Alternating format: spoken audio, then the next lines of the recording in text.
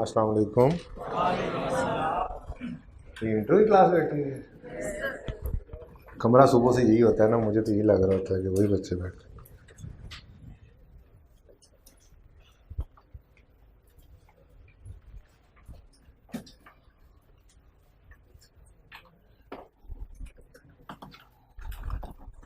कैसे हैं आप लोग? कैसा रहा फिर KFC? KFC रहा है भी ऐसा ही। हाई कैब ने एक वो लॉलीपॉप दिया आपको, बस आपने खुशी खुशी वो डाइजेस्ट किया और आगे कैब शुरू हो गया अब। ठीक है, तो वो वाली रूटीन अब थोड़ी सी चेंज करनी पड़ेगी। तो बाकी पढ़ा तो इंशाल्लाह मैं लूँगा ही आपको बाय हुक और बाय क्रुक, लेकिन जितने बच्चे ये सोच के आए थे कि आज इंट्रोडक्शन वगैरह होगा, उनके लिए इत्तलान अर्ज़ है कि आज हम पढ़ाई शुरू कर देंगे। वैसे कितने बच्चे ये सोच के आए थे कि आज सिर्फ इंट्रोडक्शन होगा? गुड, शाबाश। कम बच्चों ने माना, ज़्यादा सोच के आए होंगे इस तरह से। ठीक है, तो बाकी इंट्रोडक्शन होता रहेगा। देखें, मुझे नाम नहीं याद होते, मेरे जो स्टूडेंट्स हैं पुराने उनको पता है, मुश्किल से ही याद होते हैं नाम को दो चार बच्चों के। मेरा नाम उन्होंने बता दिया होगा एडमिशन लेते हुए कि इसकी क्लास में बिठा रहे हैं, तो बस फिर काम चल जाएगा इंशाल्लाह। पढ़ाई आज शुरू करेंगे, लेकिन इम्पॉर्टेंट बात यह है कि आपको कमिटमेंट थोड़ी सी शो करनी पड़ेगी और कंसिस्टेंसी से शो करनी पड़ेगी। रोज़ का काम रोज़ करना पड़ेगा। मेरी कोशिश ये होती है कि होमवर्क आपको 1 घंटे से ज़्यादा का ना दिया जाए। 1 से सवा 1 घंटे का होमवर्क, इससे ज़्यादा नहीं देता मैं होमवर्क। उसकी वजह ये है कि आपके 3 पेपर्स हैं, तो वो तीनों पास करेंगे तो ही सीए होगा। मतलब 20 पेपर हैं तो सारे पास करने हैं, 19 हैं तो सारे करने हैं, 21 हैं तो जितने पेपर हैं वो सारे पास करने हैं ना जी। तो आपने 2 रखे हैं, 3 रखे हैं, 4 रखे हैं, वो सारे पेपर पास करना ज़रूरी होते हैं। ठीक है, तो इसलिए जो रूल ऑफ थंब आप अपने ऊपर अप्लाई कर सकते हैं सारे बैच के अंदर कि हम पासिंग की तरफ जा रहे हैं या फेलियर की तरफ, वो यही होगा कि अगर आप घर जाके 1 से सवा 1 घंटा हर पेपर को दे रहे हैं, जितने पर्चे आपने रखे हुए हैं वो इंशाल्लाह सारे पास हो जाएंगे। और अगर आप डेली बेसिस पे इतना टाइम नहीं दे रहे तो फिर मुश्किल हो जाएगा आपके लिए पास करना। एंड पे फिर लग गई थे रोज़ी, ना लगी थे रोज़ा वाला हो जाता है ना काम। है जी, प्रेप लीव में पढ़ लिया, 1-2 पेपर पढ़ लिए, 3 रखे थे, 2 पास हो गए, 1 रह गया। जाते जाते 3 सोचा था, 1 छोड़ दिया, फिर एंड पे जाके 1 और छोड़ दिया, 1 ही दे दिया, वो 1 भी रह गया। इस किस्म के कई मामलात फिर चलते हैं। तो ये कैफ के अंदर आके आपको ऐसे सीनियर्स मिलेंगे जिनसे नहीं मिलना आपने, वैसे कोशिश करके। ठीक है, पास होने वालों से मिलिएगा, फेल होने वालों से नहीं मिला करते। बाकी अगर आप पढ़ेंगे तो इंशाल्लाह आई कैप कोई ऐसी कोई बात नहीं है। ये सिर्फ और सिर्फ ये कहानियाँ बनी हुई हैं कि आई कैप यूँ पेपर उठाता है, टेबल पे फेंकता है, जो ऊपर रुक जाते हैं वो पास हो जाते हैं, जो नीचे गिर जाते हैं वो फेल होते हैं। आई कैप का कोटा होता है, दिस एंड दैट, ये सब कहानियाँ हैं। अगर आप पढ़ेंगे, और एक लेवल है आई कैप का अपना जिसके ऊपर वो प्रेपरेशन को चाह रहा होता है, उस लेवल पे आपकी प्रेपरेशन पहुंच गई है तो पर्चा जैसा भी आया हो, मुश्किल हो आसान हो, आप पास हो जाया करते हैं। ठीक है जी, तो फिर पढ़ाई ही शुरू करते हैं जी। अकाउंटिंग ये बेस है आपकी। कैफ के अंदर ही आपको फाइनेंशियल 2 अकाउंटिंग्स इसके अलावा पढ़ना पड़ेंगी, और फाइनल के अंदर भी एक हैवी पेपर प्लस फिर उसके साथ एक MSA भी जुड़ रहा होता है। तो ये अकाउंटिंग आपके साथ साथ चलनी है। तो ये फाउंडेशन है, ये बेस है जिसको आपने स्ट्रॉन्ग करना है। ये जितनी स्ट्रॉन्ग होगी आपकी ऊपर वाली बिल्डिंग उतनी आसानी से उसके ऊपर खड़ी होती चली जाएगी। जो बच्चे FAR 1 पढ़ रहे हैं, लेट्स से उन्होंने इंट्रो पढ़ा हुआ है, तो उनको ये बात पता चल रही होगी कि वही फाउंडेशन है, वही बेस है जिसके ऊपर फिर डिफरेंट कॉन्सेप्ट्स और डिफरेंट टॉपिक्स है वो आते चले जाते हैं। ठीक है, तो इंशाल्लाह कोशिश करेंगे ना, डेली का काम डेली करना है। आपने बस 3 काम करने हैं पासिंग की तरफ जाने के लिए। 1, छुट्टी से बिल्कुल परहेज़ करना है। छुट्टी करने का नुकसान आपका ही होता है, शदीद नुकसान होता है। कॉन्सेप्ट्स में जो है वो कनेक्शंस मिस होने लग जाते हैं। आप डेली आते रहेंगे तो कनेक्शंस मिलते रहेंगे। कोई छोटी सी बात हुई हुई क्लास के अंदर अक्सर जो है वो एग्ज़ाम के अंदर क्वेश्चन बन रही होती है। तो एक आपने छुट्टी से परहेज़ करना है। दूसरा, थोड़ा सा होमवर्क हुआ करता है जो 2-3 दिन में, कल से होपफुली मिलने लग जाएगा। आज तो सिर्फ कुछ बातें जो मैं करूँगा वही याद करके आप कल आ जाएंगे। और तीसरा, हर वीक में एक टेस्ट होता है, वो टेस्ट भी आपने लाजमी देना, ठीक है जी, सही है। ये 3 काम आप कर लें, बाकी अल्लाह ने चाहा तो पास आप हो ही जाएंगे। और अगर ये तीन काम नहीं करेंगे तो फिर बस चांस की बात है, जिसमें ज़्यादातर चांस जो है वो फेलियर का ही होता है, पासिंग की तरफ बंदा मुश्किल से ही जा सकता है, ठीक है। तो कोशिश करेंगे इसकी, आज से ही इरादा कर लें। वैसे तो 8-10 दिन का इरादा होता है आप लोगों का, तो 8-10 दिन मुझे इतनी एफर्ट नहीं करनी पड़ती है। 8-10 दिन बच्चे छुट्टी भी नहीं करेंगे, क्लास भी भरी रहेगी, रोज़ का काम रोज़ भी कर रहे होंगे, और उसके बाद 10-11 दिन गुजरने के बाद फिर आहिस्ता आहिस्ता जो है वो होमवर्क ना करने वाले, छुट्टियां करने वाले आने लग जाएंगे। तो उस वक्त फिर मेरा काम शुरू हो जाता है, मेरा काम बढ़ जाता है। आप लोगों को पीछे 1.5 घंटा खड़े रहना पड़ता है क्लास में, या क्लास में अगर आपको पसंद ना हो तो क्लास छोड़नी पड़े तो वो छोड़ भी सकते हैं आप, ये आप लोगों की मर्ज़ी होती है, ठीक है। तो इस तरह से ये आँख मचोली तो चलती रहेगी, ठीक है जी। या आप पढ़ना शुरू कर देंगे या क्लास छोड़ देंगे, एक काम ही हुआ करता है, तीसरा काम नहीं होगा। कोशिश करेंगे ना इंशाल्लाह क्लास छोड़ने की। चलें ठीक है, चलें जी पढ़ाई शुरू करते हैं। अकाउंटिंग का लफ्ज़ भी आ ही जाएगा थोड़ा चलते चलते। फ़िलहाल तो अकाउंटिंग होती क्या है उस तक पहुंचने के लिए कुछ चीज़ें हम उससे पहले सीख लें तो, समझ लें तो बेहतर हो जाएगा। आपको पता ही है बिजनेसेस होते हैं जिनके रिकॉर्ड कीपिंग करने को अकाउंटिंग का उर्फ़ आम है। जैसे आप लोगों का ज़हन के अंदर बात आती है कि जी क्या अकाउंटिंग, वो जी बिज़नेस होते हैं, वो बिज़नेस जो है वो कोई रिकॉर्ड्स जब कीप किए जाते हैं, मेंटेन किए जाते हैं, तो उसको अकाउंटिंग कह रहे होते हैं, इनके को अपने रूल्स होते हैं। तो इसका मतलब कोई बिज़नेस समझना पड़ेगा पहले, ठीक है। बल्कि उससे भी पहले हम थोड़ी सी बात कर लेते हैं ऑर्गेनाइजेशन की, बेस से स्टार्ट करते हैं, ठीक है जी। ऑर्गेनाइजेशन क्या होती है, कोई बताना पसंद करे? कोई भी ऑर्गेनाइजेशन, मैंने सिर्फ ऑर्गेनाइजेशन की बात की, जी बोलें। एक मकसद के तहत सारे, हाँ ठीक है, कोई लोग मिले और वो मिले हैं किसी एक मकसद के तहत, तो उसको हम क्या कह रहे हैं, ये एक ऑर्गेनाइजेशन है। यानी group of people combine together to perform any task, कह सकते हैं ये ऑर्गेनाइजेशन की स्पेसिफिक टास्क। जी बिल्कुल, ऑर्गेनाइजेशन की अगर बिल्कुल सादा सी एक डेफिनेशन बोली जाए तो वो डेफिनेशन यही हो सकती है। बोलें, ऑर्गेनाइजेशन क्या है जी? A group of people combine together to perform any specific task. भाई ने फरमाइश की स्पेसिफिक भी बोल दें।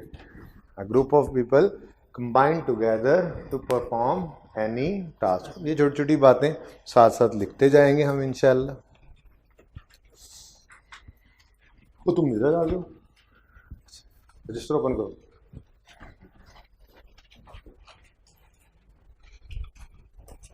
नहीं बैठे तो नहीं रह गए?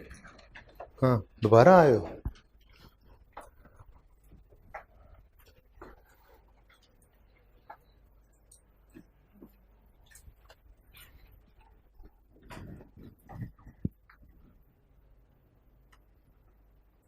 जी, ऑर्गेनाइजेशन की डेफिनेशन बनाई फिर हमने, सादा सी definition, group of people combine together to perform any specific task. अच्छा जी, कोई एग्जांपल भी होनी चाहिए फिर कि जी ऑर्गेनाइजेशन हम किसे कह सकते हैं। मिसाल के तौर पे नैब, डराओ ना यार। अच्छा जी, शौकत खानम मेमोरियल हॉस्पिटल है जी, क्या ऑर्गेनाइजेशन है? क्यों ऑर्गेनाइजेशन क्यों है? कुछ लोग मिले हुए हैं और मिलकर एक काम, एक स्पेसिफिक टास्क जो है वो उन्होंने ज़हन में रखा हुआ। वो क्या है? कैंसर के पेशेंट्स का इलाज करना, ठीक है जी। ईदी ऑर्गेनाइजेशन है? बोलें, ऑर्गेनाइजेशन क्यों है? कुछ लोग मिले हुए हैं और उनका कोई जो है वो स्पेसिफिक टास्क है, वो सोशल वेलफेयर के लिए काम कर रहे हैं। राइज वाले, क्या ऑर्गेनाइजेशन है राइज? जी, कुछ लोग मिले हुए हैं, उनका भी स्पेसिफिक कोई टास्क है। ऐसे ही डॉक्टर्स हॉस्पिटल है आपके सामने, डॉक्टर हॉस्पिटल भी एक ऑर्गेनाइजेशन कह सकते हैं। कुछ लोग मिले हुए हैं, group of people combine together for any specific task. आप कैफ के बाद ऑडिट फर्म में जाएंगे, ऑर्गेनाइजेशन कहेंगे उसको? ग्रुप ऑफ पीपल है, कंबाइंड है किसी एक स्पेसिफिक टास्क के लिए, ठीक है। तो ये कुछ ऑर्गेनाइजेशंस के मैंने नाम बोले। ये रॉयल फैन वाले हैं, रॉयल फैन बनाते हैं नहीं बनाते? रॉयल फैन को हम ऑर्गेनाइजेशन कहेंगे? ये भी ग्रुप ऑफ पीपल हैं, ये भी कंबाइंड हैं किसी एक स्पेसिफिक टास्क के लिए, पंखे बनाते हैं, बेचते हैं, ठीक है। तो कुछ ऑर्गेनाइजेशंस के नाम आपके सामने लिए मैंने, ठीक है जी। और नाम लेने से ही कुछ अंदाज़ा हो रहा था कि इनकी शायद टाइप्स डिफरेंट हैं। जैसे शौकत खानम की बात की, जैसे एदी की बात की, ऑर्गेनाइजेशन तो ये भी थी, ठीक है, लेकिन शायद इन ऑर्गेनाइजेशंस का मकसद प्रॉफिट मैक्सिमम करना है ना? प्रॉफिट मैक्सिमाइजेशन है? प्रॉफिट मैक्सिमाइजेशन नहीं है, इनका मकसद सोशल वेलफेयर है। प्रॉफिट मैक्सिमाइजेशन आपके पास राइज की एग्जांपल है, स्कैन पैक की, बिजनेस ऑर्गेनाइजेशंस है। मैं बिजनेस की डेफिनेशन की तरफ जा रहा हूँ। आपके पास डॉक्टर्स हॉस्पिटल है, आपके पास रॉयल फैन है, आपके पास ये एक्सन है, आपके पास ग्री है, आपके पास ये सब क्या है? ऐसी ऑर्गेनाइजेशंस हैं जो प्रॉफिट मैक्सिमम करना चाहेंगी अपना, ठीक है। तो इसका मतलब हम ऑर्गेनाइजेशन की टाइप्स की अगर बात करें तो वो दो तरह की ऑर्गेनाइजेशंस हमें नज़र आ रही हैं। एक वो ऑर्गेनाइजेशन होती है जो नॉट फॉर प्रॉफिट ऑर्गेनाइजेशन होती है। क्या होती है जी? Not for profit organization, non profit भी कहते हैं, चलें आसान से आसान बात यही, नॉट फॉर प्रॉफिट ऑर्गेनाइजेशन। अच्छा जी, नॉट फॉर प्रॉफिट ऑर्गेनाइजेशन का पर्पस बता सकते हैं आप? Social welfare. इनका पर्पस क्या होता है जी? पर्पस है जी, पर्पस सोशल वेलफेयर। जाग रहे हैं जी? Social welfare. Non profit organization का मकसद क्या है? प्रॉफिट कमाना इनका मकसद नहीं होता। इनका मकसद क्या होता है? सोशल वेलफेयर करना, ठीक है जी। एग्जाम्पल मैंने आपको दी थी अभी,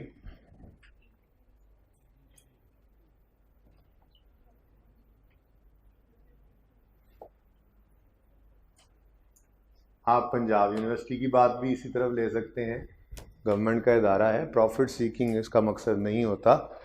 आप कहोगे फीस ले रहे हैं, भाई फीस तो लेती है नॉन प्रॉफिट ऑर्गेनाइजेशन भी कुछ ना कुछ अपने खर्चे पूरे करने के लिए, पर प्रॉफिट नहीं मैक्सिमाइज कर रहे होते।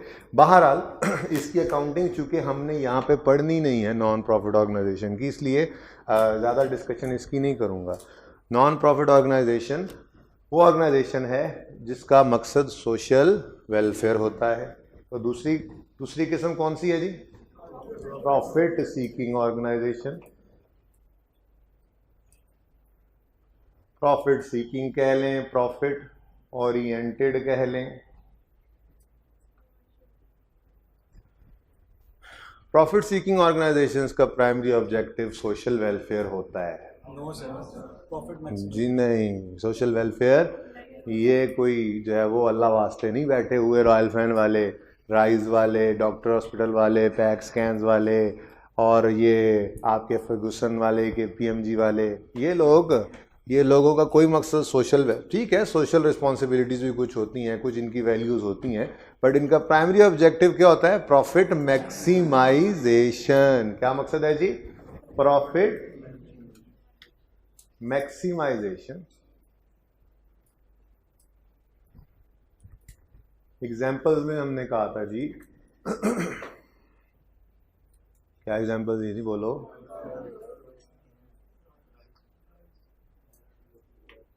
Rise, scan, pack. अब एक आदि ले लें, उसके बाद KPMG, EY, बस एक दो काफ़ी हैं। मैं सारी फर्म्स के नाम ही लिखने लग गए तो फिर तो काम हो गया ना जी, ठीक है। ऐसे ही डॉक्टर्स हॉस्पिटल, ऐसे ही रॉयल फैन जो सामने नज़र आ रहे हैं, ऐसे ही फिलिप्स के ये बर्की कुमकुमे बनाते हैं ये लोग, फिलिप्स, एट्सेट्रा एट्सेट्रा। काफ़ी एग्जांपल्स आ गई इनकी। प्रॉफिट सीकिंग ऑर्गेनाइजेशंस हैं, ठीक है। ओके, अब बात करें, बिजनेस की बात ढूंढने निकले थे ना कि बिजनेस क्या होता है, ठीक है। तो हमने इमरान खान को कहा, इमरान खान, सियालकोट वाले क्या कहेंगे, इमरान खान जी, भाई इमरान खान, आपका जो शौकत खानम है ना, आपका बड़ा ज़बरदस्त बिजनेस है, आप बड़ा अच्छा बिजनेस कर रहे हैं। तो ठीक कह रहे होंगे ना। वो खान साहब कहेंगे यार ठीक है, मेरे साथ आजकल बहुत वो वाली हो रही है और मुझसे बिल्कुल वो काम नहीं हो रहा जो मैं करने आया था, लेकिन जो काम मैंने सही किया हुआ है ना उसको तो कुछ ना कहो, मैंने वो बिज़नेस नहीं जो है वो स्टैंड किया, वो तो मेरी एक नॉन प्रॉफिट ऑर्गेनाइजेशन है, ऐसा कोई मकसद नहीं है मेरा वहाँ पे, मैं बिज़नेस नहीं कर रहा वहाँ पे, वो तो सोशल वेलफेयर, वो तो सोशल वेलफेयर हो रही है। या ईदी साहब जब जिंदा थे, कोई उनसे कहता वाह जी वाह ईदी साहब आपका क्या बिजनेस चल रहे हैं, क्या बिजनेस कर रहे हैं आप, तो क्या उनको मुनासिब लगता है ये, तो यार मेरी सारी ज़िंदगी लग गई है सोशल वेलफेयर करते करते, तुम कह रहे हो ये बिजनेस है। तो इसका मतलब नॉट फॉर प्रॉफिट ऑर्गेनाइजेशंस ही नहीं है, हैं ऑर्गेनाइजेशंस तो हैं, these are organizations, these are organizations but not businesses या business organizations, ठीक है जी। organizations तो हैं बट इनको हम बिजनेस नहीं कह सकते, इनको बिजनेस कहेंगे तो ये लोग माइंड भी करेंगे और सही माइंड करेंगे, बिजनेस थोड़ा ही है। तो इसका मतलब बिजनेस ऑर्गेनाइजेशंस कौन सी ऑर्गेनाइजेशंस होंगी, जिनका प्राइमरी ऑब्जेक्टिव क्या है, प्रॉफिट मैक्सिमाइजेशन, तो इनको हम कहते हैं दीज आर बिजनेस ऑर्गेनाइजेशंस, या पूर्व आम में इनको क्या कह लेंगे हम, बिजनेस, ठीक है। तो not for profit organization business नहीं है, ऑर्गेनाइजेशन है, तो बिजनेस फिर क्या कहलाएगा, बिजनेस हम कहेंगे जी बिजनेस वो एक ऐसे सेट ऑफ पीपल होता है बिजनेस के जिनका प्राइमरी ऑब्जेक्टिव क्या होता है, प्रॉफिट मैक्सिमाइजेशन, ठीक है जी। तो बिजनेस क्या है, कुछ लोग मिलकर, मकसद क्या है उनका, प्रॉफिट को मैक्सिमाइज करना चाह रहे हैं, तो हम क्या कहेंगे कि ये जो लोग मिले हुए हैं ये लोग एक ऑर्गेनाइजेशन है, जो कौन सी ऑर्गेनाइजेशन है, बिजनेस ऑर्गेनाइजेशन। ये बात समझ आई है। चल यहाँ तक कुछ लिखना है तो जल्दी जल्दी लिखें, उसके बाद आगे बढ़ते हैं।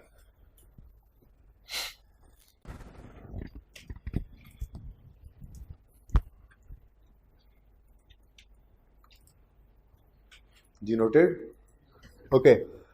नॉन प्रॉफिट ऑर्गेनाइजेशन की अकाउंटिंग हम जाके सीखेंगे FR1 के अंदर, ये इंट्रोडक्शन टू अकाउंटिंग के सिलेबस में नहीं है।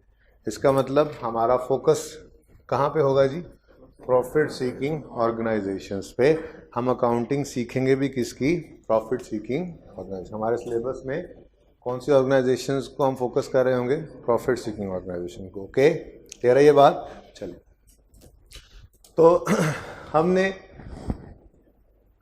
बिजनेस के बारे में थोड़ी सी नो हाउ ली कि बिजनेस क्या होता है।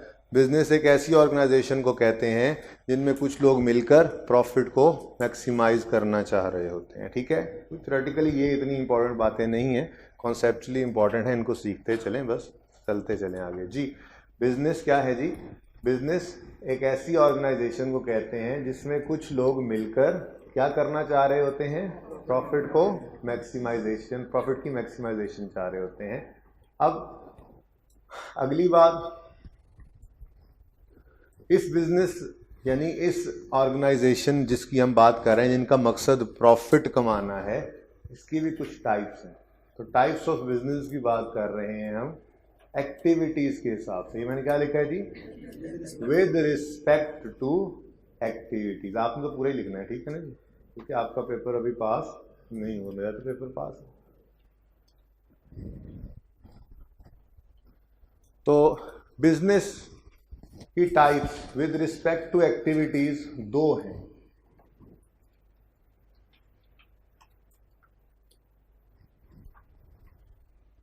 दो है, आपने बताना है कोई तीसरी है या नहीं है। दो है, एक बिजनेस चीज़ें बनी बनाई खरीदता है, आगे बेच देता है। जनरल स्टोर, आपकी गली के नुक्कड़ पे कोई भी जनरल स्टोर, वो क्या है? वो भी एक बिज़नेस है, लेकिन वहाँ पे कभी आपको जो घी वहाँ पे बिक रहा है तो कोई पीछे घी की मिल लगी नज़र नहीं आ रही, या जो वो चीनी बेच रहा है कोई शुगर मिल उसके पीछे लगी हुई नज़र नहीं आ रही। बनी बनाई फिनिश गुड्स ले रहा है और उनको अपना मार्जिन रख के बेच रहा है। तो इसका मतलब वो तिजारत कर रहा है, सादी वाली, बोलो, सादा तिजारत कर रहा है, यानी ट्रेडिंग कह सकते हैं इसको, ट्रेडिंग बिजनेस कह सकते हैं, trading organization, trading business. Trading business सबसे सादा वाला बिजनेस। ट्रेडिंग, ट्रेडिंग जिसको उर्दू में क्या कहते हैं? तिजारत। तिजारत का मतलब खरीदो फरोख्त, बिल्कुल, बाइंग एंड सेलिंग, यानी कि ट्रेडिंग बिजनेस वाले बाय करते हैं चीज़ों को और सेल करते हैं अपना मार्जिन रख के। ठीक है जी। तो फिर आपने फौरन कहा अच्छा तो 2 टाइप्स तो फिर यही हो गई ना, दूसरी फिर कौन सी होगी? ये चीज बनी बनाई खरीद के बेच रहा है तो फिर दूसरा बिजनेस क्या करेगा? वो चीज बना के बेच लेगा। तो बनाने को क्या कहा जाता है? मैन्युफैक्चरिंग। तो इसका मतलब दूसरी टाइप बिजनेस की कौन सी हुई? Manufacturing business. मैन्युफैक्चरिंग बिजनेस का काम क्या है जी? पहले क्या करेंगे? मैन्युफैक्चर करेंगे, बनाएंगे चीज को और फिर सेल कर देंगे, खुद बेचें या किसी डिस्ट्रीब्यूटर के थ्रू। ठीक हो गया? और सही है। मैं कहता हूं जी इसकी कोई एग्जांपल तो आप बता सकते हैं इसकी एग्जांपल? बोले। नहीं, वो ट्रेडिंग बिजनेस नहीं है। सिगरेट बेच जो रहा है लेकर, अगर वो सिगरेट खोखा बेच रहा है तो वो ट्रेडिंग बिजनेस है। वो क्या करता है? बनी बनाई सिगरेट खरीदता है और आगे बेच देता है।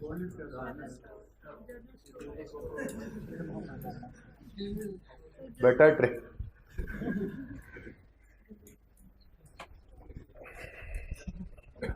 एरोप्लेन नहीं बनना, मैंने उड़ के दिखाया आप लोगों को। ठीक है, चुप करें जरा थोड़ी देर, इधर देखें। आपकी गली के नुक्कड़ पे जो जनरल स्टोर है उसका क्या नाम है? Zafar general store.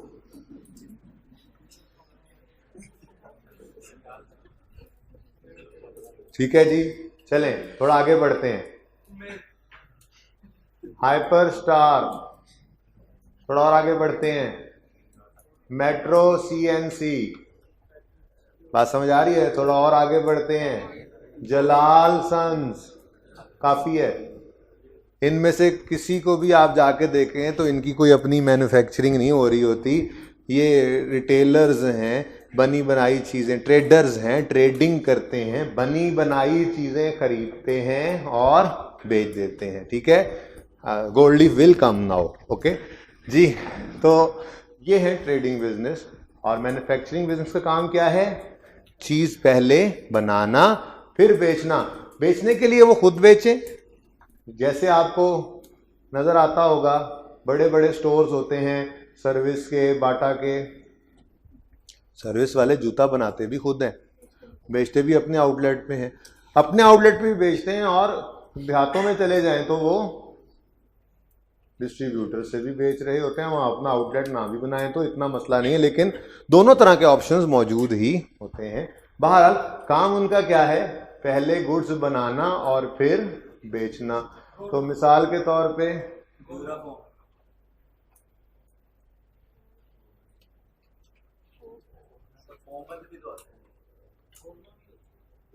गोरमा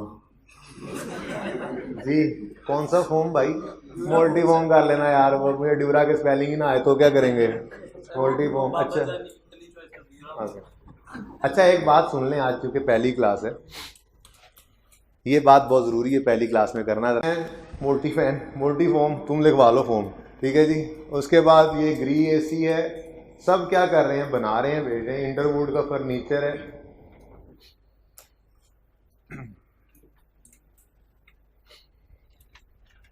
तो मेरे ख्याल में बस यही दो किस्म के बिजनेसेस हो सकते हैं, या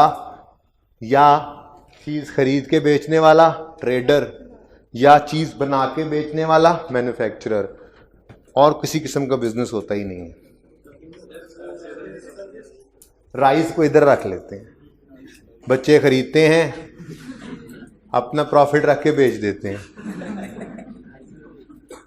इधर रख लेते हैं। मैन्युफैक्चरर दरवाजे के साथ ही एक मशीन लगी हुई है, रॉ मटेरियल आता है, एफएससी करके मशीन में घुसता है और दूसरे से निकलता है तो उसके साथ लिखा होता है एसीए।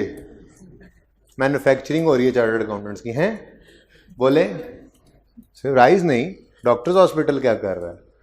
डॉक्टर हॉस्पिटल नहीं, ऑडिट फर्म में क्या कर रही हैं, जहाँ पे आपने जाके आर्टिकल्स करने हैं अपने और उसके बाद आप खुद भी फर्म बना के बैठेंगे, तो कौन सी ट्रेडिंग या मैन्युफैक्चरिंग हो रही होती है? इसका मतलब शायद हम भूल गए, एक और भी बिजनेस की किस्म होती है एक्टिविटीज के हिसाब से, और उसका नाम होता है service providing business.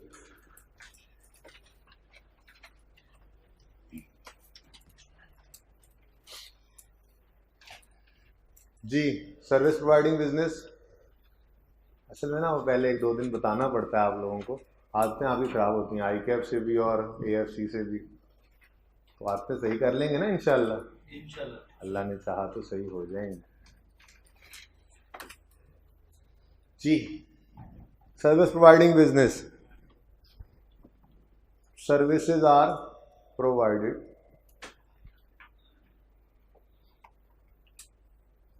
Against a fee. इस वाले आपको कहते हैं कि हम टीचिंग सर्विसेज देंगे और उसके अगेंस्ट आपसे फी चार्ज करते हैं, तो ये भी एक मॉडल है बिजनेस का, सर्विस प्रोवाइडिंग बिजनेस। तो भाई 3 तरह के बिजनेसेस हुआ करते हैं, ट्रेडिंग बिजनेस, मैन्युफैक्चरिंग बिजनेस और सर्विस प्रोवाइडिंग बिजनेस। सबसे सिंपल कौन सा लग रहा है आपको? कुछ लोगों को ये भी लग रहा होगा सर्विस प्रोवाइडिंग, है ना? सर्विस प्रोवाइडिंग तो यार सबसे आसान है, हम जाते हैं वहाँ पे, फीसें हमसे ले लेते हैं, वहाँ पे एक बंदा रोज़ आता है, वो कैसेट चलाता है, प्ले बोलता जब क्लास ख़त्म होती है तो स्टॉप करके निकल जाता है, अगली क्लास में जाते जाते रिवाइंड करता है, फिर प्ले हैं। या डॉक्टर हॉस्पिटल, वाह वाह क्या बात है, 15 मिनट लगाए उस कंसल्टेंट ने, 3000 रुपये 15 मिनट के ले लिए जी, क्या बात है जी, 5000 ले लिए जी उसने। सबसे सिंपल काम ही यही है सर्विस प्रोवाइडिंग, ऐसा कुछ नहीं होता, ठीक है। काम ये बहुत मुश्किल है, सर्विस प्रोवाइड कर जो कर रहा होता है उसके पीछे फिर काफ़ी कुर्बानियाँ होती हैं, जैसे अभी तो आप इंट्रो में आए हैं, ठीक है जी। ऐसे ही डॉक्टर्स हैं, कंसल्टेंट्स हैं, वो कई साल से बैठे हैं, कितना उन्होंने पढ़ा होता है, तो मेहनतें होती हैं, तजर्बा होता है, तो लग ये सिंपल रहा है। भारत सबसे सिंपल काम ये है, आप में से कोई भी किसी भी वक्त ट्रेडर बन सकता है। जेब में पड़ा हुआ मोबाइल साथ वाले को बेच दो, लिया था 20,000 का, बेच दो 21,000 का, ठीक है, 1000 का प्रॉफिट आ गया। अब 21,000 के 2 मोबाइल जाके खरीदो फी सेंटर से, ठीक है जी, 11,500 के 2 मोबाइल खरीदो, और अगले दिन फिर 2 मुर्गे सालो, शीशे में उतारो, 15,000 के 2 बेच दो उनको, ठीक है जी, 30,000 लेके चले जाओ। अभी आप क्या कर रहे हो? बाइंग सेलिंग, अपना प्रॉफिट रख, अपना मार्जिन रख के, ठीक है। तो सबसे सिंपल काम कौन सा है जी? ट्रेडिंग, ठीक है। और सबसे कॉम्प्लेक्स काम मैन्युफैक्चरिंग है, बहुत मुश्किल काम है, मिल लगानी पड़ी, रॉ मटेरियल लाना पड़ा, बंदे रखने पड़े, पता नहीं क्या कुछ करना पड़ता है। अगेन लकीली इसकी अकाउंटिंग हम पढ़ेंगे FAR 1 के अंदर जाके। तो अब थोड़ा सा मैं चीज़ों को थोड़ा सा मैं स्पॉटलाइट में आपके ला रहा हूँ चीज़ें, कि हमने कहाँ किधर टारगेट हमारा क्या है, कहाँ हमने ऑपरेट करना है। तो पहली बात जो है, हम प्रॉफिट सीकिंग ऑर्गेनाइजेशन की तरफ जाएंगे, और दूसरी बात उसमें भी हम सिंपल ट्रेडिंग बिजनेस की तरफ जाएंगे।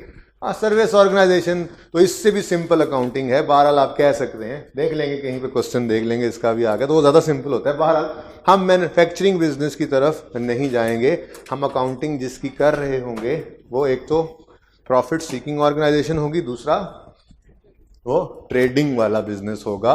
मैन्युफैक्चरिंग बिजनेस की अकाउंटिंग हमारे सिलेबस में नहीं है, नॉन प्रॉफिट ऑर्गेनाइजेशन की अकाउंटिंग भी हमारे सिलेबस में नहीं, ठीक है जी। क्लियर ये बात? ओके, नोट कर लें अगर करना है।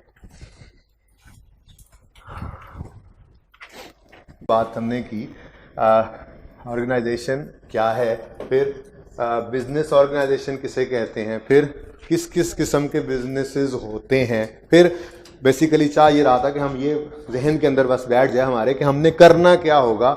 हमने बेसिकली ट्रेडिंग या सर्विस ऑर्गेनाइजेशन की के बिजनेसेस की अकाउंटिंग सीखनी होगी यहाँ पे, ठीक है जी। अच्छा, तो अब अकाउंटिंग है क्या? बिजनेस जिसको आप लिखेंगे नहीं ट्रेडिंग बिजनेस, हमें पता ही है कि मैन्युफैक्चरिंग की अकाउंटिंग तो हमारी है ही नहीं। बिजनेस के अंदर अकाउंटिंग किसे कहते हैं, क्या अकाउंटिंग क्या होती है? देखें, आपने एक बरकत मार्केट में एक दुकान शुरू करनी, इरादा कर लिया आपने, स्टेशनरी की दुकान, ठीक है जी।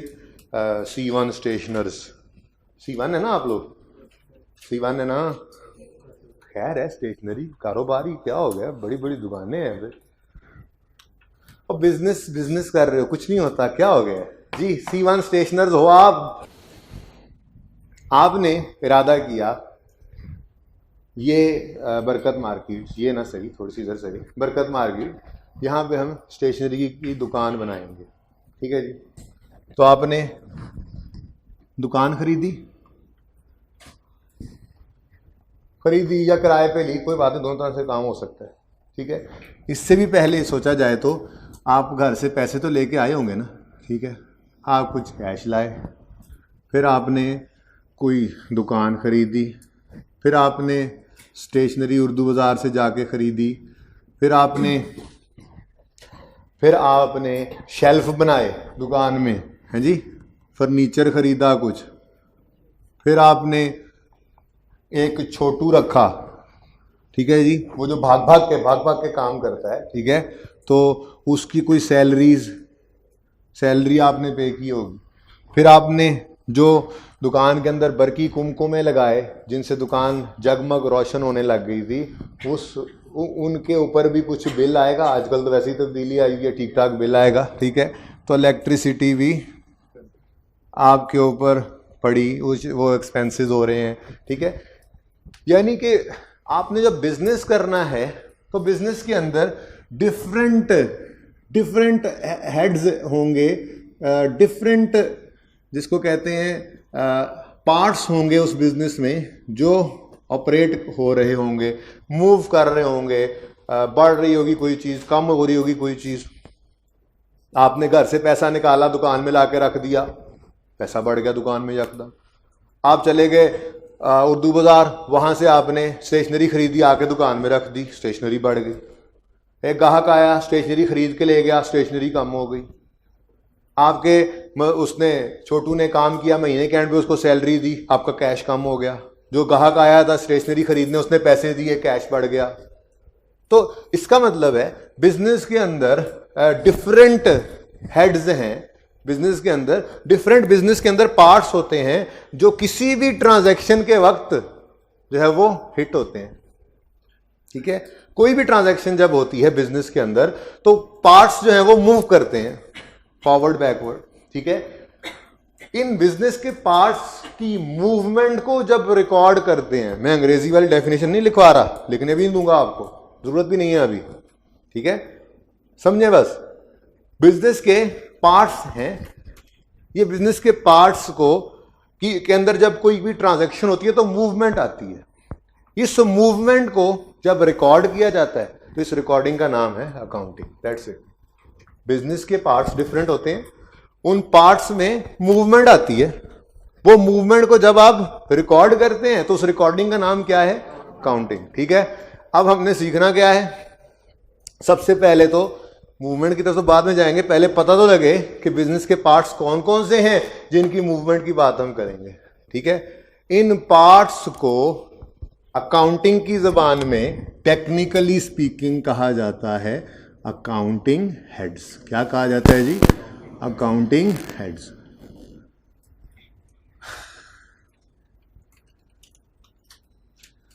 ये जो हेड्स आज और कल के दिन में हम मुकम्मल पढ़ लेंगे, सारी अकाउंटिंग इन्हीं हेड्स के ऊपर बेस करती है। यही मेन हेड्स होंगे, यही वो पार्ट्स हैं बिजनेस के। अच्छा, जब ये हेड्स पढ़ लेंगे फिर इनके अंदर मूवमेंट को सीखना शुरू करेंगे। हम इंक्रीज डिक्रीज के अल्फाज से शुरू करेंगे और फिर सफ़र जारी रहता रहेगा हमारा, और चलते चलते हम उन टेक्निकल वर्ड्स पे पहुंच जाएंगे जो आपने आसपास से सुने हुए हैं। हमारी क्लास में वो इंशाल्लाह 15वें-16वें दिन जाके वो अल्फाज आएंगे। ठीक है जी, तो तैयार हैं जी अकाउंटिंग हेड्स करने के लिए? Yes sir. तो अकाउंटिंग हेड्स क्या हैं? बिजनेस के अंदर कुछ पार्ट्स हैं और उन्हीं की मूवमेंट की रिकॉर्डिंग को अकाउंटिंग कहते हैं। तो सबसे पहले फिर आज हम क्या सीखेंगे? Accounting heads. ठीक है जी।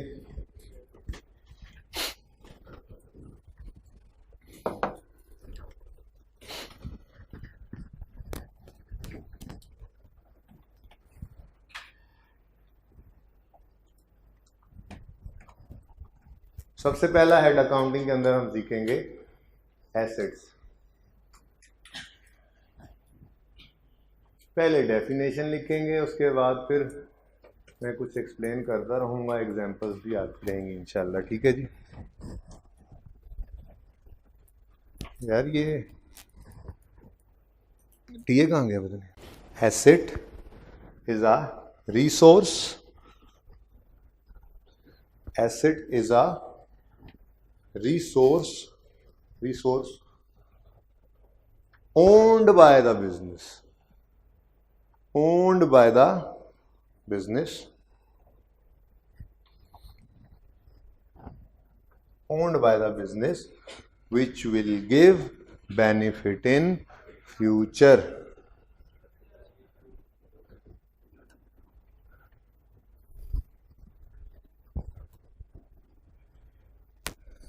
गर्मी है भाई, क्या मसले से चेक करवा लो जी। Asset is a resource owned by the business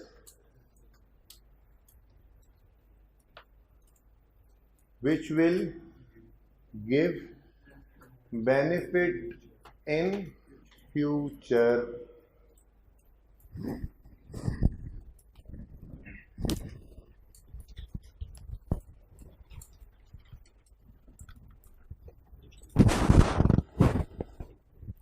लिखी सबने? अच्छा, अब इस डेफिनेशन में जो दो तीन अहम बातें नज़र आ रही हैं वो क्या हैं? पहली बात तो ये, एसेट क्या होता है? एक रिसोर्स होता है। ठीक है जी, असासा जात। ठीक है, एसेट एक रिसोर्स होता है। दूसरी इंपॉर्टेंट बात, ओन्ड बाय द बिजनेस, बहुत इंपॉर्टेंट। अगर ये बिल्डिंग राइज की ओनरशिप में है तो ये राइज का एसेट है, और अगर ये बिल्डिंग राइज ने रेंट पे ले रखी है तो ये राइज का एसेट नहीं है, ये लैंडलॉर्ड का एसेट है जिसने किराए पे इनको दे रखी है। Very important. एसेट, आपका बिजनेस के अंदर एसेट होने के लिए ज़रूरी क्या है? वो रिसोर्स जिसकी आप बात कर रहे हैं वो आपकी ओनरशिप में हो। ठीक है, तो पहली बात, एसेट क्या होता है? रिसोर्स। दूसरी बात, owned by the business, business की मिल्कियत में होना चाहिए। ठीक है जी। और तीसरी अहम बात, विच will give benefit in future, वो आपको फ्यूचर में क्या दे? बेनिफिट। ठीक है जी, ये तीन अहम बातें हैं इस डेफिनेशन के अंदर। रिसोर्स होना ज़रूरी है, ओनरशिप में होना ज़रूरी है, और फ्यूचर बेनिफिट्स दे, ये भी ज़रूरी है। ओके, ठीक है। अच्छा जी। अच्छा, जहाँ कन्फ्यूजन आए क्वेश्चन पूछने में शर्म नहीं करनी। जो मैंने थोड़ी देर पहले आपको ऐसे दो चार गरम गरम बातें सुनाई हैं ना जी, वो बातें इसलिए नहीं थी कि आप जो पढ़ रहे हैं उसमें कुछ समझ ना आए तो बैठे रहें। आपको 10 बार समझ ना आए, आप 10 बार पूछें, नो इशू। ठीक है जी, हमारे पास बहुत टाइम है। संडेज लगा लेंगे एंड पे जाके, दौड़ नहीं लगा सकते हम पढ़ने में, लगेंगे नहीं इंशाल्लाह। लेकिन यह है कि आपने ये कतन नहीं करना कि आपका कोई कन्फ्यूजन है और आप उसको लेके क्लास से बाहर चले गए। ठीक है, क्लास का कन्फ्यूजन क्लास में ही दूर करके जाना है प्लीज़। ओके जी।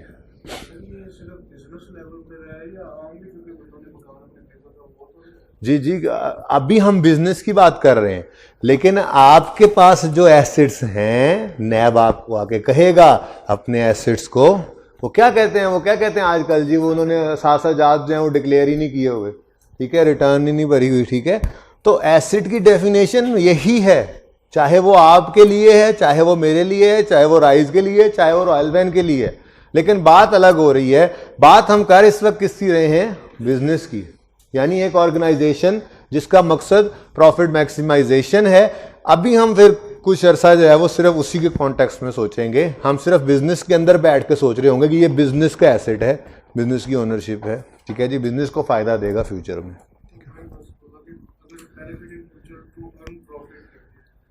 अभी यही लिखो जी, यहां तक को मसला चेंज नहीं करना, जो लिखा हुआ है, जो समझाया है उसकी बात कर रहा हूं, ठीक है। अगर मगर विल कम इंशाल्लाह, ठीक है जी।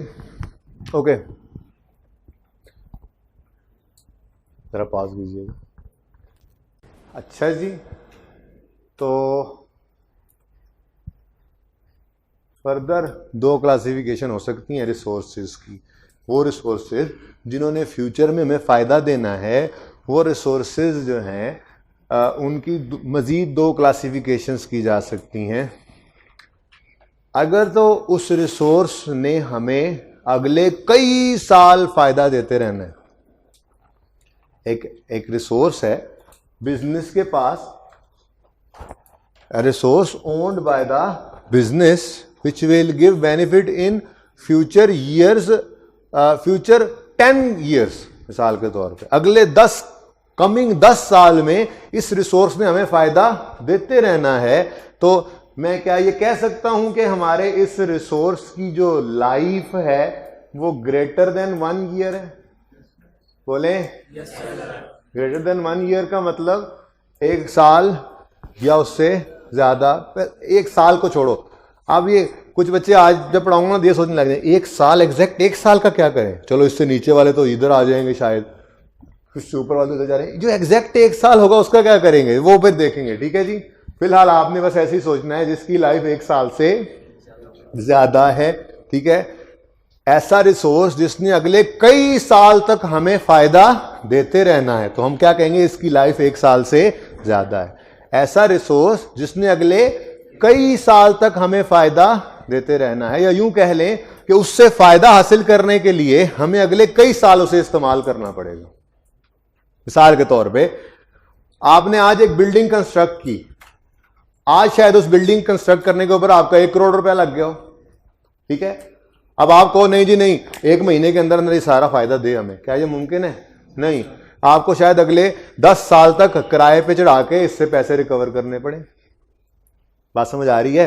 तो रिसोर्स तो है आपका, ओनरशिप में भी है आपके, और इसलिए जो फायदा देना है वो फायदा देने के लिए आपको इसको अगले कई साल तक इस्तेमाल करना पड़ेगा। तो ये जरा मुश्किल बात होगी फिलहाल, फिर वापस आसान बात की तरफ आए कि रिसोर्स वो जो अगले कई साल फायदा देने के लिए तैयार हो, हम उसको क्या कहेंगे?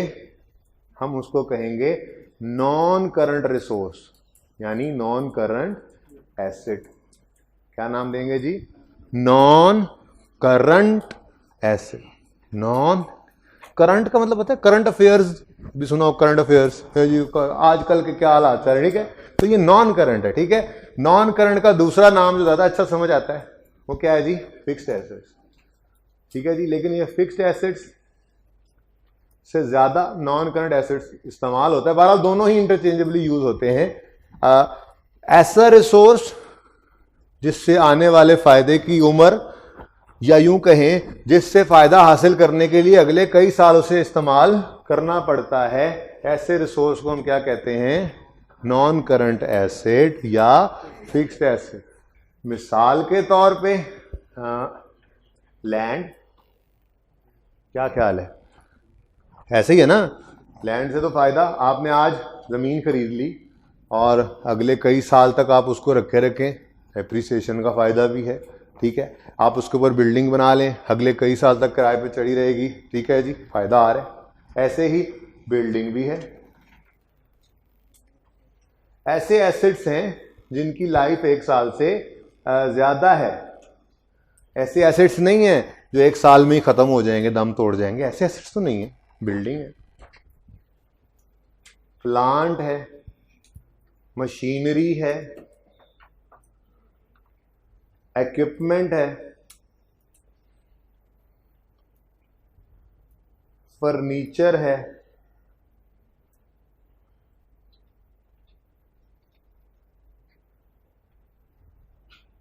व्हीकल्स हैं और कंप्यूटर्स हैं। और जगह ख़त्म हो गई है मेरे ख्याल में, काफ़ी है इतनी सी बात, तकरीबन क्लासेस तो सारी ही आ गई मोटी मोटी। ठीक है जी, ये सब के सब एसेट्स ऐसे एसेट्स हैं कि जिनकी खसूसियत ये है कि वो 1 साल से ज़्यादा अरसे तक आपके साथ रह के आपको फ़ायदा देते हैं। इन सब रिसोर्सेज की कैरेक्टरिस्टिक क्या है कि ये 1 से ज़्यादा साल तक आपके साथ रह के आपको फ़ायदा पहुंचाते हैं। Land, building, plant, machinery, equipment, furniture, computer and vehicles. भाई सही है और समझ आई? नोट बाद में कीजिएगा। कुछ एसेट्स, कुछ रिसोर्सेज, अब ध्यान से पढ़ेंगे, इससे आगे नहीं पढ़ेंगे। एसेट्स पे बात रोक देंगे, जाहिर सी बात है, अभी यहाँ पे कुछ बातें हैं तो कह रहा हूँ। ठीक है जी, एसेट्स पे बात रोक देंगे। नोट करने पे कभी भी आपने जोर नहीं लगाना, ठीक है? नोट बेशक बाद में, पहले समझा करेंगे, तसल्ली से देखा करेंगे मैं क्या लिख रहा हूँ, उसके बाद मैं आपको टाइम दिया करूँगा, आप नोट कर लिया करेंगे। ठीक है, यहाँ पे आपने कॉपी करने नहीं आना क्लास के अंदर, बस ठीक है वो बोर्ड पे जो लिखा गया मैं फटाफट बस लिख लूँ। वो तो आप किसी दोस्त को भेज दिया करें, वो तस्वीर खींच के ले जाया करेगा। तस्वीर नोट ही करना तो घर बैठ के किया करें। ठीक है, तो यहाँ नोट करने की तरफ नहीं दौड़ना, टाइम दूंगा बिल्कुल, नोट करते रहिएगा। ओके, अच्छा जी, वो रिसोर्सेज जो अगले कई साल तक हमारे पास रह के फायदा देते हैं, हम उनको क्या कहते हैं? Non current. और वो एसेट्स जो अगले 1 साल के अंदर अंदर कुछ ही टाइम में हमें फायदा दे सकते हैं, यानी उनसे फायदा लेने के लिए हमें शायद कई साल इंतजार करने की जरूरत नहीं होती, ऐसे एसेट्स को हम कह सकते हैं ये रिसोर्सेज ऐसे हैं जिनकी लाइफ लेस देन 1 ईयर है और इनका नाम होता है करंट एसेट्स। इनको क्या नाम दिया जाता है जी? Current assets. अब नॉन फिक्स्ड ना लिखने लग जाना इसके साथ, बस करंट एसेट्स। ठीक है, मिसाल के तौर पे आपकी जेब में पड़ा हुआ कैश, आपकी जेब में पड़ा हुआ कैश क्या रिसोर्स है? ये ना कहना कि पड़ा ही नहीं है। ठीक है, वो कह रहे नहीं है, रिसोर्स नहीं है। क्या अब्बा जी का आपको मिल गए ना? हाँ, आपको मिल गए ना पैसे, अब्बा जी से भी मिलेगा, आपको मिल गए ना, अब आपका रिसोर्स है जी। ठीक है, हाँ अच्छा जी, आपके जेब में पड़ा हुआ कैश ये क्या है? आपके पास एक रिसोर्स है। ठीक है, और कैश तो ऐसा रिसोर्स है कि मेरे गिर जाए तो ये उठा के भाई कहेगा मेरे हैं, तो ओनरशिप वाली भी इतनी टेंशन नहीं।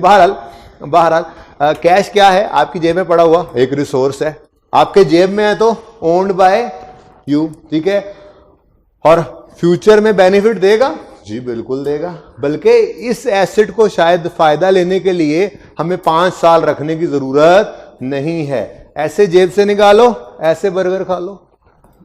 सही है, शेर बन गया। ऐसे जेब से निकालो, ऐसे बर्गर खा लो। ठीक है जी, तो रिसोर्स तो है, कैश रिसोर्स तो है। ठीक है जी, और ओनरशिप में भी है, जाहिर है बिजनेस की दराज में पड़ा होगा, दुकानदार की दराज में पड़ा होगा, तो उसी का कैश है। ठीक है, और बेनिफिट देगा फ्यूचर में, बिल्कुल सबसे रेडी बेनिफिट देने वाला तो रिसोर्स ही यही है। ठीक है जी, फौरन फायदा देने के लिए तैयार है। शायद बिल्डिंग से फायदा लेने के लिए मैंने आपको कहा बिल्डिंग आज बना बैठे, अगले 10 साल तक भी किराए से हम वो पैसे रिकवर करते रहे। ठीक है, लेकिन कैश से फायदा हासिल करने के लिए कोई देर नहीं लगती, दराज से निकालो और गुड्स खरीद के अलमारी में लगा दो, लोग आएंगे खरीदेंगे, फायदा हो रहा है। ठीक है, और भाई समझ आ रहा है? तो कैश भी क्या है? कैश क्या है? करंट एसेट नहीं है, कैश एक रिसोर्स है जो कि बिजनेस की ओनरशिप में है, जो कि फ्यूचर में तो ऐसे रिसोर्स को जो फ्यूचर में फायदा दे और वो फायदा अगले कुछ ही दिनों में मिल जाए, अगले साल के अंदर अंदर, हमें कोई जरूरत नहीं है इसको 10 साल रखने के लिए। इसकी कैरेक्टरिस्टिक ऐसी है कि वो फायदा देने के लिए फौरन तैयार है। सबसे ज्यादा करंट, सबसे ज्यादा लिक्विड एसेट है ये कैश, उसी वक्त फायदा देने के लिए तैयार है। हम इसको क्या कहते हैं, है तो ये एसेट ही, लेकिन इसकी नेचर की वजह से इसकी क्लासिफिकेशन क्या है, ये करंट एसेट है। ठीक है, ये क्या है, करंट। अच्छा जी, ये तो है कैश आपके हाथ में जो पड़ा है या जेब में पड़ा है, कैश इन हैंड कहते हैं। अगर आपके पास बैंक में कोई पैसे पड़े हैं तो क्या वो आपका नहीं, बैंक का रिसोर्स है? बोले, वो भी आपका ही रिसोर्स है और वो भी बिल्कुल लिक्विड ही है मेरे ख्याल से। ठीक है, नहीं नहीं, थोड़ी सी देर ही लगेगी, एक चेक ही लिखना है। नहीं,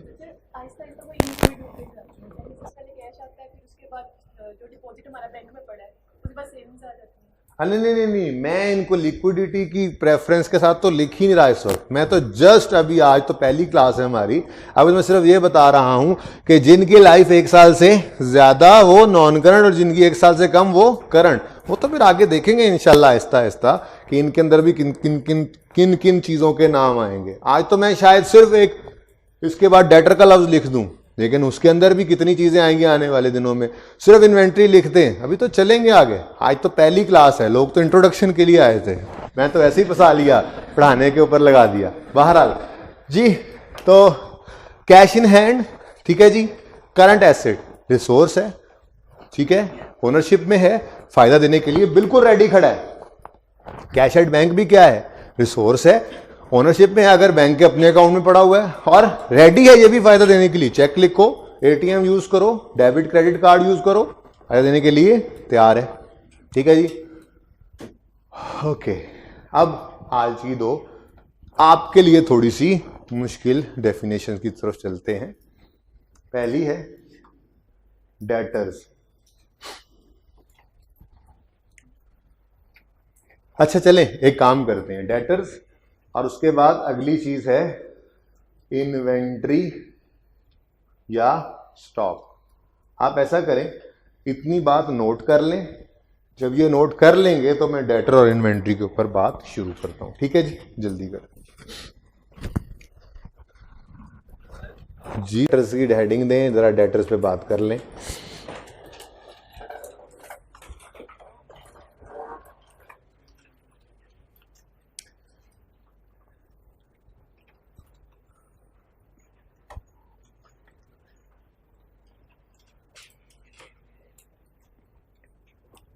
सुने जी, बहुत सादा मॉडल तो यही है कि आपने जेब से कैश निकाला, चीज़ें खरीद के ले आए उर्दू बाज़ार से और लाके दुकान में लगा दिया डिस्प्ले पे सब चीज़ों को। फिर ग्राहक आए और आके आपसे किताबें लेते गए, कैश पे करते गए। ठीक है, ये तो बिल्कुल सिंपल मॉडल हो गया। आपने कैश खर्च करके चीज़ें खरीदी और कुछ प्रॉफिट ऊपर ऐड करके बेची और कैश ही रिसीव कर लिया, सिंपल। ठीक है, लेकिन बिजनेसेस जो हैं सेल्स को बढ़ाने के लिए कभी कभी उधार भी अलाउ कर देते हैं। अब आपकी गली के कोने वाला जनरल स्टोर जो है, क्या उस पर आप लोगों के खाते नहीं चलते? नहीं चलते, तुम्हें देता ही नहीं उधार, है ना? तुम तो वो गली भी छोड़ गए होगे, दूसरी तरफ से आते होगे, है ना? अच्छा जी, आपको शायद ये तजर्बा हुआ हो कि मोहल्ले के अंदर अक्सर घरों के अंदर वो खाते ही चल रहे होते हैं, लोग महीने महीने का सामान इकट्ठा लेते रहते हैं, उसके बाद महीने के बाद तनख्वाहदार तबका जो वो पेमेंट कर रहा होता है। अक्सर उनके पास एंड पे पैसे कम हो जाते हैं, फिर भी उधार की उस सहूलत की वजह से वो चीज़ें खरीदते रहते हैं। अगर दुकानदार उधार बंद कर दे तो शायद एंड पे वो कुछ ना लें, उनकी अच्छी खासी बचत हो जाए। सही बात है, बात सुने, आप पे पैसे नहीं है, ठीक है, आपको कहीं से उधार भी ना मिले तो आप गुजारा कर लेंगे, लेकिन अगर आपको पता हो कि दुकान वाला उधार पे चीजें दे रहा है तो आप जाके वो चीजें खरीद लेंगे और महीने के शुरू होते ही आपकी आधी तनख्वाह उधार में चली जाएगी। तो दुकानदार को भी ये पता है, बिजनेसेस भी यही करते हैं। आप बिजनेस जैसे जैसे बढ़ाते जाएं, हम छोटी दुकान से हमने मिसाल समझी, बिजनेस जैसे जैसे बढ़ाते जाएं, जब क्रेडिट उधार की फैसिलिटी दी जाती है तो बिजनेस की सेल्स बूस्ट करती हैं, बढ़ती हैं। बात समझ आ रही है? जब कोई भी बिजनेस उधार की सहूलत देगा तो उसकी सेल्स, उसका रेवेन्यू, ये क्या सेल्स रेवेन्यू आ रहे हैं, ये भी बस इन्हीं हेड्स के अंदर ही है। ये जो मैंने हेड्स की हेडिंग दी है इसके अंदर ये भी आ रहे हैं। बहरहाल उर्फे आम में आपको पता है, दुकानदार को बैठा होता है, हाँ जी बड़ी सेल होगी जी, आज बड़ी सेल। क्या सेल हो गई भाई? चीजें जो रखी हुई थी बिक गई हैं, सेल हो गई। ठीक है, तो सेल्स को बूस्ट करते हैं बिजनेसेस उधार पर चीजें देकर। ठीक है, तो इसका मतलब हमने चीजें खरीदी तो कैश देकर, फिर चीजें हमने बेची उधार पे। अब ये जिसको हमने उधार पे बेची है ना, इसको डेटर कहते हैं। मैंने पहले आपसे सवाल करना है, फिर डेफिनेशन लिखवाता रहूंगा। मैंने कहा बिजनेस ने, हमने जो भी सोचना है ना, हमने बिजनेस बन के सोचना है थोड़ी देर के लिए। ठीक है, मुंशी बन रहे हो ना, बिजनेस के मुंशी हो तुम लोग। ठीक है, तो मुंशी नहीं, अकाउंटेंट, मुंशी भी कहते हैं। माइंड क्यों कर रहे हैं आप लोग? कितने बच्चों ने माइंड किया मेरी इस बात को? मुंशी कहा मैंने, एक ने, दो ने। यार मैं फाजल मुंशी हूँ, चार्टर्ड अकाउंटेंट। ठीक है, अब ठीक है, तो तुम भी सीए कर लो, फाजल मुंशी बन जाओगे, फाजल मुंशी। बहरहाल अच्छा चले, क्या बात कर रहा था मैं? हाँ, मैं ये कह रहा था बिजनेस ने, रट्टा भी भूल जाता है ना जरा, तो याद करने दिया करो। बिजनेस ने किसी को, भाई ये एक्सपंज कर देना, बिजनेस किसी को चीजें उधार पे बेची, उसका नाम क्या है? डेटर। बिजनेस ने किसी को चीजें उधार पे बेची, ये क्या है? डेटर। ये क्या है? डेबिटर नहीं पढ़ना, बड़े हो जाओ। ठीक है, डेटर है। ठीक है, बी साइलेंट। बिजनेस ने किसी को चीजें उधार पे बेची, ये क्या है? बिजनेस के लिए क्या है? तो फिर मैं इसको एसेट के कॉलम में क्यों लिख रहा हूं? सोच के बता दो, डेफिनेशन मिल जाएगी। हैं? और उस रिसोर्स को कहते हैं जो फ्यूचर में फायदा दे। वो साड़ी चीजें भी ले गया थे, आप लोग उसको एसेट भी कह रहे हैं। वो हमारी चीजें भी ले गया है, फ्यूचर में पैसे आएंगे जी, बिल्कुल फ्यूचर में पैसे। तो डेटर बिल्कुल एक रिसोर्स है, फ्यूचर में इससे फायदा भी आएगा in the form of cash, in the form of. तो ऐसे नहीं, डेटर को मैंने एसेट्स में लिखा था, बिल्कुल एसेट है। बिजनेस ने किसी को चीजें उधार पे बेची, तो फ्यूचर में बिजनेस को उससे क्या आएगा? कैश आएगा। तो कैश तो फायदा ही है ना। ठीक है, तो फ्यूचर में फायदा देने वाली चीज को हमने क्या नाम दिया हुआ है? एसेट। ठीक है, बिजनेस ने किसी को चीजें उधार पे बेची, तो फ्यूचर में बिजनेस को उससे क्या आना है? कैश, यानी फायदा। तो जो चीज फ्यूचर में फायदा दे हम उसको क्या कहते हैं? एसेट। ठीक है, तो जरा डेटर की डेफिनेशन लिखो, फिर दोबारा समझाता हूं अगर समझ नहीं आई तो। पहले डेफिनेशन लिखो, डेटर इज अ रिसोर्स, ओहो सॉरी क्या ना लिखो बल्कि यूं लिखो, अ पर्सन टू हुम,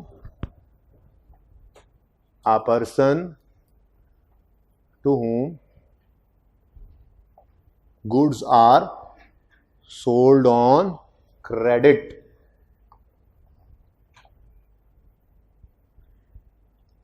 अब बाय बिजनेस लिखने की जरूरत नहीं है, बस हम बिजनेस के बारे में बात करें। लिखना चाहो तो लिख लो, a person to whom goods are sold on credit by the business. तसल्ली के लिए लिखना तो लिख लो, लिख लो, चलो लिख लो, सारे लिखो, सारे लिखो। A person to whom goods are sold on credit by the business. Okay जी, अब दोबारा से सोचते हैं। A person to whom goods are, कोई लड़ाई चल रही है, मसला है, आऊं मैं सुलह करा दूं? क्वेश्चन है तो उससे क्यों कर रहे हो? वो उसको इधर भेज देता हूं, मैं बैठता हूं उधर जाकर, थका हूं वैसे भी मैं सुबह से पढ़ा पढ़ा के। जी बोले क्वेश्चन। जी नहीं हो सकता, ये वजह बताता हूं। आपका क्वेश्चन बिल्कुल वैलिड है, पर थोड़ा सा सब्र कर दो, मैं डेफिनेशन लिखवा के एक बार पक्का कर लेना बच्चों को कि हाँ भाई डेटर ये होता है, फिर मैं बताता हूं कि करंट ही क्यों। ठीक है, क्वेश्चन वैलिड है। जी क्या बोला मैंने? A person to whom goods are sold on credit. Credit कहते हैं उधार को, ठीक है, अंडरलाइन करके लिख लो उधार, ये ना हो गया आधे बच्चे घर जाके सोचते रही क्रेडिट का क्या मतलब है। क्रेडिट कहते हैं उधार। क्रेडिट को तुमने लोन लिख लिया है, अंग्रेजी के ऊपर अंग्रेजी नहीं लिखनी, गुनाह मिलता है। देखो उधार, हाँ लोन काटो, ऐसे क्रेडिट मतलब उधार। ओके जी, अच्छा जी, बिजनेस ने जिसको चीजें उधार पे बेची वो बंदा बिजनेस के लिए क्या है? डेटर। डेटर क्यों है? क्योंकि अच्छा नहीं, यूं नहीं, यूं कहें, जिस आदमी को बिजनेस ने चीजें उधार पे बेची वो क्या है? बिजनेस का डेटर। और डेटर को आपने क्या कहा है? एसेट। करंट नॉन करंट को छोड़ो, वो भी भाई का जवाब देता हूं तो ये जवाब फिर समझ में आ जाएगा कि करंट नॉन करंट, करंट ही क्यों, वो बाद में देखते हैं, ठीक है। फिर सुने, बिजनेस ने जिसको उधार पे चीजें बेची वो बिजनेस का डेटर। और डेटर क्या है? एसेट। एसेट कैसे है ये? क्योंकि जिसको चीजें उधार पे दी जाएं फ्यूचर में वो आपको पे करेगा, फ्यूचर में उससे आपको फायदा होना है। अभी कल हम लायबिलिटी पढ़ेंगे तो एक क्रेडिटर आएगा जिससे हम चीजें उधार पे खरीदेंगे, ओ बोलो ये नहीं सुनना, ये नहीं सुनना, भूल गया। समझ आया? थोड़ा सा वैसे थोड़ा सा टच किया मैंने, थोड़ा सा मैंने कहा उलट साइड पे भी जाएंगे हम भी। किसी बिजनेस भी किसी से उधार पे चीजें लिया करेगा, बिजनेस उसको पैसे दिया करेगा, वो फायदा तो नहीं है ना। किसी को पैसे हमने देने तो उल्टा बोझ है। कल पढ़ाऊंगा ये कल पढ़ाऊंगा, वैसे ही ज़हन बनाया थोड़ा सा। वापस आओ, डेटर। डेटर कौन है? A person to whom business has sold some goods on credit. Different हो गई। डेटर क्या है? A person to whom goods are sold on credit. A person to whom goods are sold on credit. ये asset क्यों है? क्योंकि future में फायदा आना है। कौन सा फायदा? कैश आना है, हमें उससे कैश आना है। यहां तक डिसाइडेड बात? अच्छा, अब भाई साहब ने क्वेश्चन किया, बिल्कुल वैलिड क्वेश्चन है। थोड़ी देर में ये ना करते तो मैं खुद ये क्वेश्चन करता अपनी तरफ से कि आप बताएं। भाई साहब ये पूछ रहे थे कि डेटर को आपने करंट एसेट ही क्यों कहा? नॉन करंट भी तो हो सकता है। यानी हमने जिसको पैसे उधार पे दिए, चीजें उधार पे दी हैं, वो बंदा हमें हो सकता है 3 साल बाद पैसे दे। वो बंदा हमें, बोलो, तो मैं फिर इसको कहूंगा फिर तुमने बिजनेस कर लिया। क्या कहूंगा मैं? फिर तुमने बिजनेस कर लिया। देखो भाई, बिजनेस की नॉर्म की बात करूंगा। बिजनेस में नॉर्मल असम्पशन क्या है? आपने किसी को जो चीजें उधार पे दी हैं तो वो महीने 1.5-2 में पैसे वापस कर देगा। नहीं तो फिर भाई आपने कर लिया बिजनेस, आपने 5 लाख रुपए का सामान खरीदा था, जाके बिजनेस शुरू किया और सारे का सारा उधार पे बेच दिया और हर बंदे ने कहा 5 साल बाद पैसे मिलेंगे। आपने दुकान बंद करके आके आप घर पे बैठ गए। क्या ये नॉर्मल अजम्पशन होनी चाहिए? तो डेटर के केस में नॉर्मल अजम्पशन ही क्या है बिजनेस की कि ये 2 से 3 मैक्सिमम 2-3 महीने के अंदर अंदर पैसे आने चाहिए। अगर हम वाकई बिजनेस कर रहे हैं, अगर हम वाकई प्रॉफिट कमाना चाहते हैं, फायदा कमाना चाहते हैं, तो फिर जल्द से जल्द, जितना जल्दी पैसा वापस देगा डेटर, हम मजीद चीजें खरीद के फिर बेचेंगे। जितनी जल्दी पैसे आएंगे उतनी जल्दी चीजें खरीद के फिर बेचेंगे। बात समझ आ रही है? तो ये सर्कुलेशन है कैश की, ये जल्दी जल्दी करनी होती है। ये नहीं कि चीजें उधार पे दी और घर जाके जो है वो सत्तू पी के सो गए। नहीं जी, कोई नहीं, खैर 2-3 साल बाद पैसे आ जाएंगे फिर देखेंगे जी। सर ये सारी की सारी रिकवरी 1 साल के अंदर ही होनी चाहिए या कुछ होते हैं इंस्टॉलमेंट में जिसे उधार देते हैं 2-2 साल के इंस्टॉलमेंट? तो फिर वो देखेंगे ना, उसमें कुछ करंट कुछ नॉन करंट बन जाएगा। अभी नहीं, अभी सिर्फ डेटर की डेफिनेशन सुनने दो बच्चों को और समझने दो, ठीक है। देखें जी, आज पहला लेक्चर है इंट्रो का, ठीक है। तो पहले लेक्चर में मैं सारी अकाउंटिंग आपको नहीं पढ़ा सकता, ठीक है ना। ये सब की सब चीज़ें इंशाल्लाह आएंगी। आखिर तक जाते जाते जो सिलेबस में है वो सब कुछ हमने पढ़ लेना है। फिर FAR 1 भी पढ़नी है, FAR 2 भी पढ़नी है, फिर आपने फाइनल भी पढ़ना है। तो ये काम तो चलता रहेगा।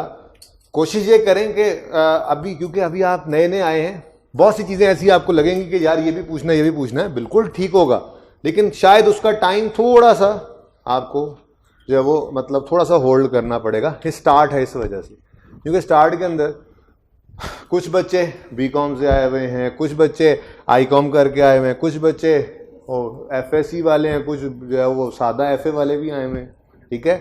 तो डिप्लोमा वाले भी हैं, मैथ का भी नहीं पता होता किसी को, तो सब के सब इंशाल्लाह अगले 20 दिन में बराबर होंगे।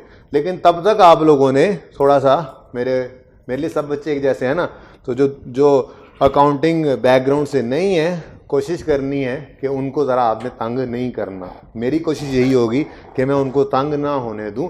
20 दिन बाद फिर देखेंगे आप लोगों में कितना दम है और उनमें, ठीक है, वो सब फिर एक जितने हो जाएंगे, बराबर हो जाएंगे। बात समझ आ रही है? ओके, अच्छा जी। तो डेटर क्या है? डेटर बोलो, a person to whom goods are sold on. इसको एसेट क्यों कहा? करंट एसेट क्यों कहा? नॉर्मल अजम्पशन यही है कि बिजनेस ने जिसको चीजें उधार पे बेची हैं वो जल्द से जल्द पैसे दे ताकि हम दोबारा वो पैसा इन्वेस्ट कर सकें, ठीक है। ये लिखने की जरूरत नहीं है, बस आपको ये ज़हन में होना चाहिए। डेटर कौन सा एसेट है? करंट। डेटर कौन सा एसेट है? करंट। एसेट क्यों है? फ्यूचर में इससे फायदा आना in the form of cash. Current क्यों है?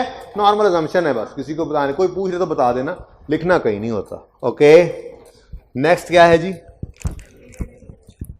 इन्वेंट्री, स्टॉक, ऐसे ही है। हेडिंग तो बना ले, मैं जरा सांस ले लूं, सांस न लेने देना।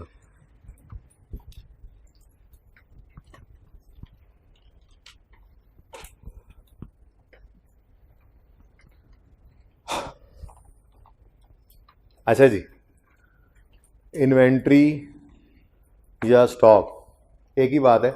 इन्वेंट्री लिख लें, सब दोनों स्लैश डाल के लिख लें, बहरहाल दोनों का ही पता होना चाहिए।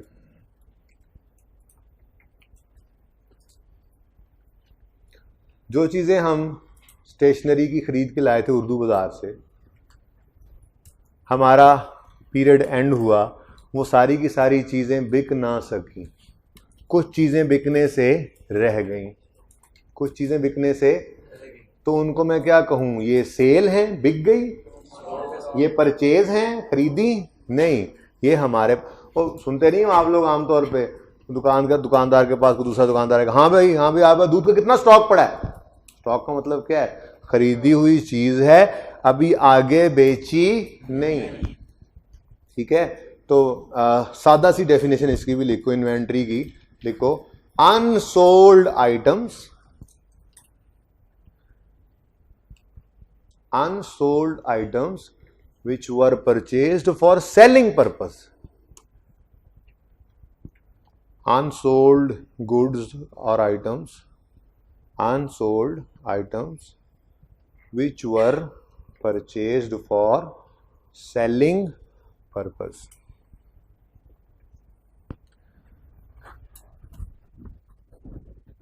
जी, हमने चीजें खरीदी किस लिए थी? सेलिंग पर, परचेज खरीदी, सेलिंग पर्पस बेचने के लिए, और वो है क्या? अनसोल्ड। क्या है जी? अनसोल्ड। खरीदी थी किस मकसद के लिए? बेचने के लिए। बिकी नहीं तो अनसोल्ड ना। तो वो चीजें, ये बहुत जरूरी है, ये बात याद रखना, वो चीजें जो हमने खरीदी थी आगे बेचने के लिए, वो चीजें, वो गुड्स जो हमने खरीदी थी आगे बेचने के लिए, उनको अगर हम ना बेच पाएं तो जो उनमें से बिकने से रह गई हैं उनको हम क्या कहा करते हैं? इन्वेंट्री या स्टॉक, ठीक है जी। तो डेफिनेशन क्या बनी? Unsold items which were purchase for selling purpose. अच्छा जी, तो अगर ये अनसोल्ड है तो ये तो फायदा नहीं दे रही, उल्टा नुकसान दे रही है। एसेट कैसे कह लिया इनको?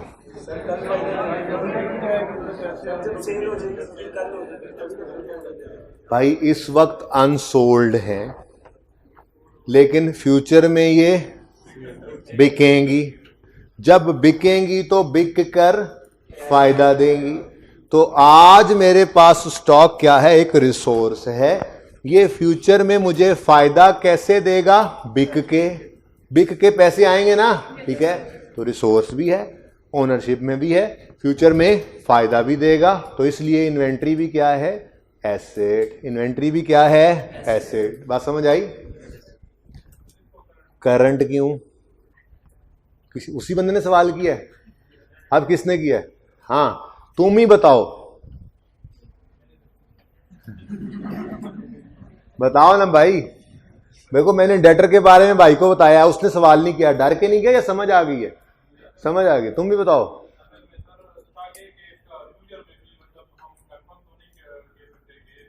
हाँ वो तो ठीक है मेरे चांद, ठीक है तुमने सही कहा बिल्कुल, लेकिन मेरी बात सुनो।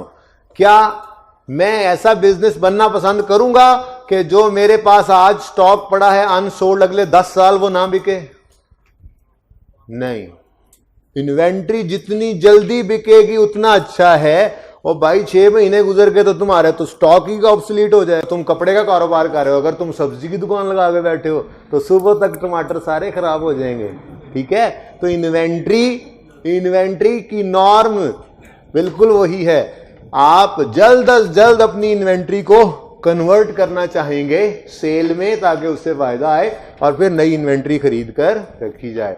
तो सेम आर्ग्यूमेंट है इन्वेंट्री के लिए भी जो डेटर के लिए। भाई ये कौन सी गारंटी कि डेटर पैसे दे देगा? भाग गया तो पूरा टॉपिक पढ़ेंगे इसके ऊपर। हाँ एक टॉपिक है इंट्रो के अंदर इसके ऊपर। भाग गया तो आपके पास कौन सी गारंटी है? लेकिन हम क्या कह रहे हैं भाई, नॉर्म है। जब तक कुछ भी ना बताया गया हो तो डेटर क्या है? Current asset. 1 महीने 2 महीने में पैसे दो भाई, ये नॉर्म है, करंट में रखेंगे। ऐसे ही इन्वेंट्री अगले महीने 2-3 में बिकनी चाहिए अगर बिजनेस करना है तो। नहीं तो ठीक है, पड़ी रहे इन्वेंट्री, बैठे रहो। ठीक है, बात समझे हो? ओके जी, आज के लिए इतना ही। ये डेफिनेशंस कल याद करके आइएगा। जिंदगी रही तो कल मिलेंगे।